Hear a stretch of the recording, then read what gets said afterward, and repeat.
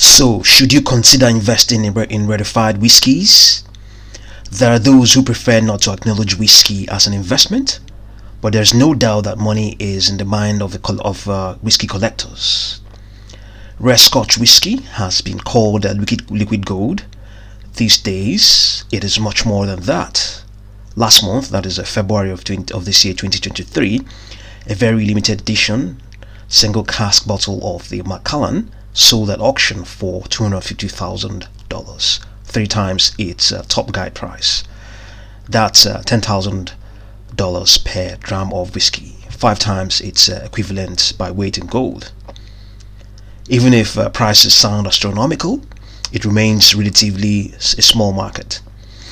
Though the data sources vary, sales of rare Scotch bottles were worth over £90 million last year, 2022, according to data from Edinburgh, Scotland-based corporate advisor Noble & Co. Top whiskey prices have appreciated greatly in value over the past decade. These are almost always single malt whiskies, that is a whiskey from one distillery. The Rare Icon Whiskey Index of the 100 top auction traded bottles of rare whiskies have more than quadrupled in the decade to the end of last year, 2022, according to data from Rare Whiskey 101. Though many buyers prefer bottles, the cask market has gained in prominence among collectors. Casks vary in size, holding several hundred or perhaps thousand bottles. That enables deep-pocketed enthusiasts to invest millions. One special cask of 1975 Ardbeg, owned by luxury group LVMH, sold last year 2022 for £60 million. Given rare casks can be seven-figure purchases, ultra-rich buyers demand a personal, exclusive whiskey experience. So, what are the risks for investors as it concerns investing in rarified whiskies? With waves of money entering the whiskey market, some are concerned. With bottles selling for £100,000 and casks for multiples of that, speculators are drawn in. Now, if you type whiskey investment into a search engine, and several links will pop up, some offering up to 8 to 12% annual returns, plus free storage and insurance. So one of the many reasons, one of the many threats to the price of whiskies, especially in the Scotland, might be distillery capacity. Before the year 2000, 93 Scottish distilleries operated.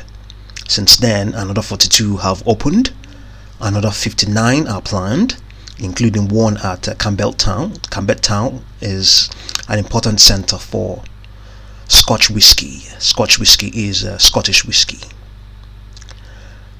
But not all of them will come to fruition.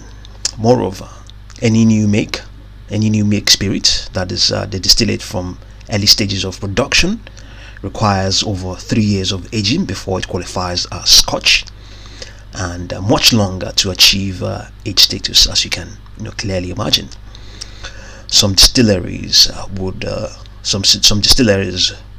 would welcome more supply of new spirit of new make spirits, which shot up in price 60% last year, 2022, as malt and energy prices jumped as well. So, without a catastrophic collapse in the global asset markets, the whiskey market looks underpinned by demand from a select group of wealthy buyers chasing scarce supply.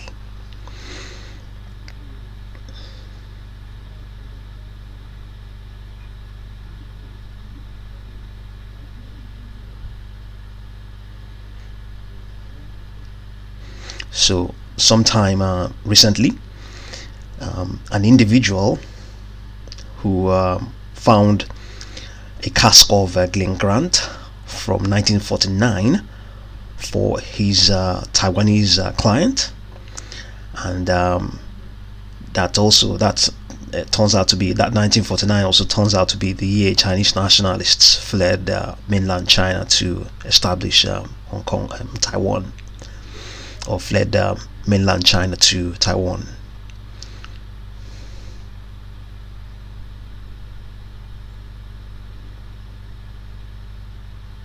Okay, so rare whiskey, liquid gold for investors. Prices have grown over the past decade, yet some are skeptical about the sector.